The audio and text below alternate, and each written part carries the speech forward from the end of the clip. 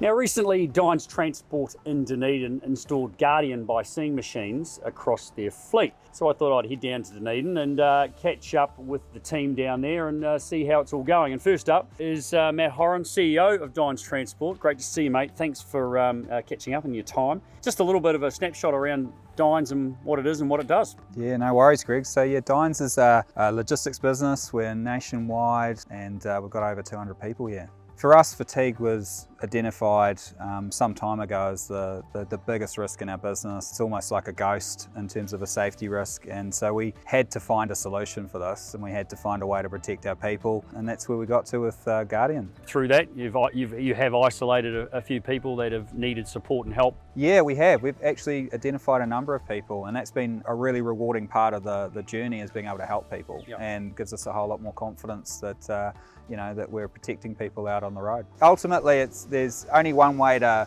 basically find out what the camera does, and that's to get in the cab and go down the road and to see it. And to be honest, most of the time people were asking whether it was working or not, and that was purely just because they weren't fatigued, which is fantastic. That's exactly what we wanted, but I think most people are brought into it just for all the benefit they've seen, all the events that we've been able to help drivers with, and ultimately I think everyone thinks or feels that we're safer on the road.